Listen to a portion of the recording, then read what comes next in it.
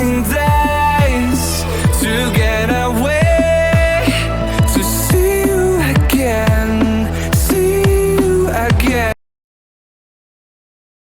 Hey everyone, welcome to my YouTube channel. In today's vlog, I will share my last trip to an offbeat place.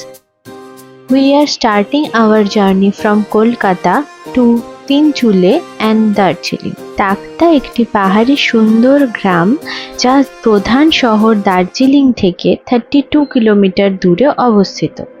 Tinchuley শব্দের অর্থ তিনটি চুলা এবং তিনটি বিশিষ্ট পাহাড়ের চূড়া দ্বারা প্রতিনিধিত্ব করা হয়। আপনাদের সাথে আমি আমার আইটিনারি শেয়ার করে দেব এবং এছাড়াও সমস্ত ডিটেলস ভিডিওর শেষে অবশ্যই দেওয়া থাকবে, তো আপনারা চেক করতে ভুলবেন না। এছাড়া হোমস্টেতে কত থাকার খরচা সমস্তই বলা থাকবে। প্ল্যানেট বাস স্টপ থেকে সন্ধ্যে 6টার বাসটা ধরেছিলাম এবং সকাল 6:45-এ আমরা আমাদের গন্তব্যস্থল অর্থাৎ শিলিগুড়ি বাস স্টপে পৌঁছে গেছিলাম এবং এটি একটি ভলভো স্লিপার বাস ছিল গ্রিন লাইনের। সমস্ত ডিটেলস ভিডিওর শেষে দেওয়া থাকবে, অবশ্যই আপনারা চেক করবেন। বাসে যাওয়ার হলে আমরা যখন বাসে গেছিলাম, বাসে দুটো স্টপেজ মিনিমাম দিয়ে থাকে for ফ্রেশন up and dinner or lunch. যে টাইমে আপনারা যাবেন তার উপর ডিপেন্ড করছে। এরপর আমরা শিলিগুড়ি যাওয়ার পর শিলিগুড়ি থেকে আমরা একটি শেয়ার ক্যাব নিয়েছিলাম আমাদের হোমস্টে অবধি। হোমস্টে থেকে গাড়ি ব্যবস্থা ছিল, কিন্তু শেয়ার ক্যাবটা সস্তা পড়ে। তো যেতে যেতে আমরা দেখছি পাহাড়ের সুন্দর মনোরম দৃশ্য, তিস্তা নদী। পাহাড়ের আজকে যেতে যেতে আমার সেই কবিতাটা মনে পড়ছে, পাহাড়ের দিকে চল রে বন্ধু, নদীর ধারে ধারে, আকাশের কাছে নীল ধপধপি, দিগন্তে শ্বেত ছায়া টেনে।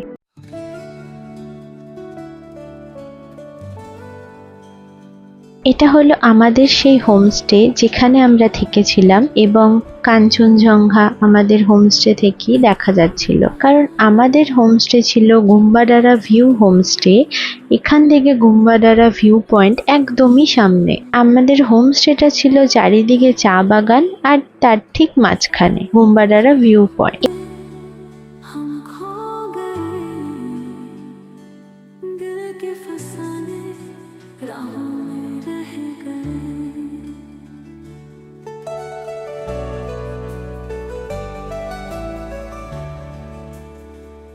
वो ख्वाब जो आँखों में चुपके से आए, दिन बोले खोए। অসাধারণ সে দৃশ্য। আমরা সেদিন পৌঁছানোর পর দুপুরে আমাদের লাঞ্চ করে, লাঞ্চে আমাদের দিয়েছিল রাইস, ডাল, সবজি, ভাজা, এগ কারি অ্যান্ড তারপরে আমরা আমাদের হোমস্টের চারিদিকটা ঘুরে অপূর্ব মনোরম দৃশ্য উপভোগ করছিলাম।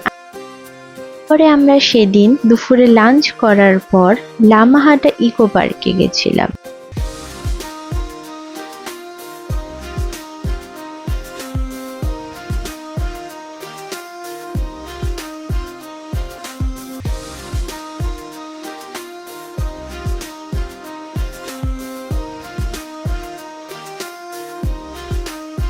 লামাহাটা ইকো পার্কে থেকে ফেরার সময় জোরে বৃষ্টি শুরু হওয়ায় আমরা আমাদের হোমস্টেতে আবার ফিরে আসি এবং আমাদের বিকেলের দার্জিলিং টি এবং স্ন্যাক্সের সাথে খুবই আনন্দে দিনটা কাটে। এখন আপনারা দেখছেন সেই হোমস্টের কিচেন, যেখানে আমরা রাত্রে ডিনার করেছিলাম।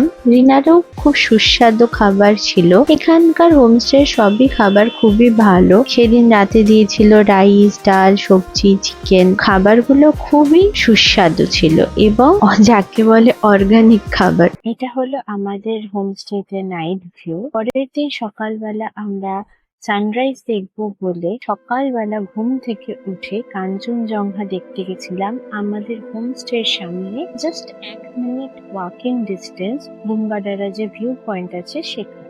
তারপরে আমরা সেদিন হোমস্টে থেকে ব্রেকফাস্ট করে ফ্রেশন আপ হয়ে তাকতার দিকে গেছিলাম। যাওয়ার সময় এরকম মনোরম চা গাছ আবার দেখতে দেখতে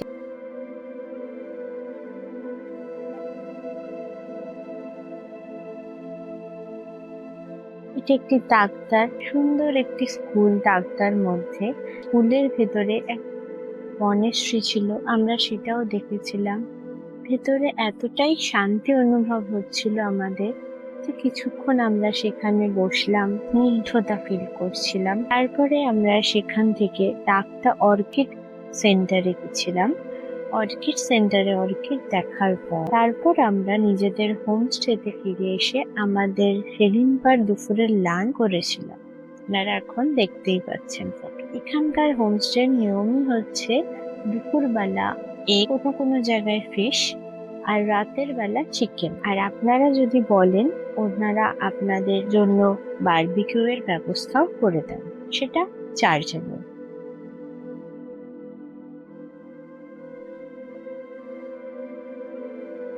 দুপুরে লাঞ্চ করার পর আমরা আবার বেরিয়ে পড়লাম সাইট সিন এর উদ্দেশ্যে। প্রথমে লাভার্স ভিউ পয়েন্ট, তারপরে তিস্তা ভিউ পয়েন্ট, সেখানে আমরা গেছিলাম। তিস্তা ভিউ পয়েন্টে আপনারা থাকতেও পারেন, সেখানে টেন্টে আপনারা থাকতে পারেন, যেখানে পার হেড 1000 থেকে 1200 টাকা পার ডে। আর এখানে আপনারা রিভার রাফটিং, বনফায়ার এসবও করতে পারেন। তারপরে আমরা সেখানে নদীতে কিছুক্ষণ বোটিং করার পর, যেগুলো রিভার রাফটিং এর বোট, সেগুলো দিয়ে বোটিং করেছিলাম।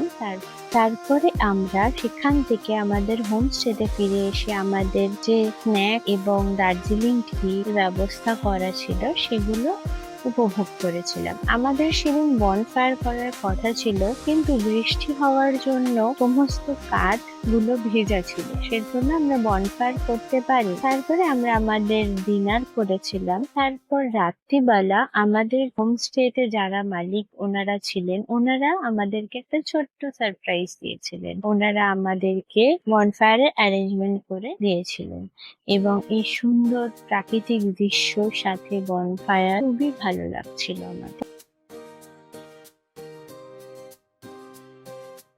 পরের দিন সকালবেলা আমাদের এই হোমস্টেকে শেষবারের মতো দেখা এবং ব্রেকফাস্ট করার পর আমরা দার্জিলিং এ রওনা দিয়েছিলাম। দার্জিলিং এ আমরা ক্লক টাওয়ার, ফেমাস ঘুম স্টেশন, বাতাসিয়া লুপ এবং গার্ডেন এই সমস্ত দেখেছিলাম। তারপরে আমরা গেছিলাম গালি মনেস্ট্রি। গালি মনেস্ট্রি সোমবার বন্ধ থাকে, তাই জন্য আমরা ভেতরে ঢুকতে পারিনি, কারণ সেদিনটা ছিল সোমবার। দার্জিলিং শহরটি খুব সুন্দর এবং টয় ট্রেন অবশ্যই একটি হেরিটেজ। এই টয় ট্রেন যাত্রাটি একটি নস্টালজিয়া। দিন যখন তার হর্ন বাজায় এবং পাহাড়ের ধার দিয়ে ধীরে ধীরে চলে, তখন সত্যি উত্তেজনা মানুষ অনুভব করতে পারে। সময় থাকার কারণে আমরা এইবার টয় ট্রেন রাইড করতে পারিনি, কিন্তু আমি আগে করে আপনাদের সবার অন্তত লাইফে একবার টয় ট্রেন রাইড করা উচিত। তারপর এখান থেকে আমরা দার্জিলিং এর ফেমাস কেভেন্ডার্সে ইংলিশ ব্রেকফাস্ট ট্রাই করতে গেছিলাম, কিন্তু আমরা সকালে ব্রেকফাস্ট করা সত্ত্বেও আমরা ওই খাবারটা টেস্ট করব বলে আমরা সেখানে গেছিলাম, কিন্তু সত্যি কথা বলতে খাবারটা আমাদের আপ টু দ্য মার্ক লাগেনি। তারপরে আমরা দার্জিলিং এর কালী টেম্পল দর্শন করি এবং আমরা সেখান থেকে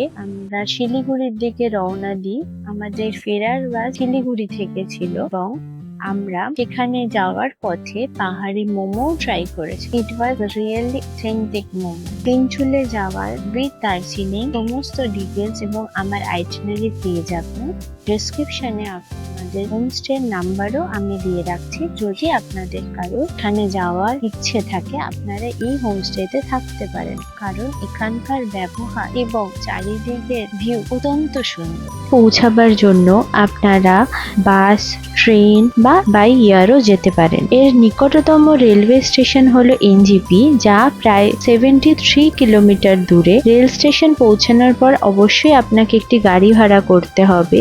আপনারা যদি রেল পথে আসেন তাহলে আপনারা এনজিপি স্টেশন থেকে বা শিলিগুড়ি স্টেশন থেকে এখানে যাওয়ার গাড়ি পেয়ে যাবেন, বা আপনারা যে হোমস্টেতে থাকবেন সেই হোমস্টেতে আগে থেকে বলা থাকলেও আপনাদের গাড়ি পাঠিয়ে দেওয়া হয়। এছাড়া দার্জিলিং থেকে 32 কিলোমিটার দূরে এবং কালিম্পং শহর থেকে 35 কিলোমিটার দূরে। আপনারা এখান থেকে দার্জিলিং বা কালিম্পংও যেতে পারেন। আর আপনারা যদি বাই এয়ার আসেন তো বাগডোগরা থেকে আপনারা ডিরেক্ট গাড়ি পেয়ে যাবেন। যদি বাগডোগরা থেকে আসেন তাহলে বাগডোগরা এয়ারপোর্ট থেকে আপনারা গাড়ি ভাড়া করে এখানে পৌঁছাতে পারেন।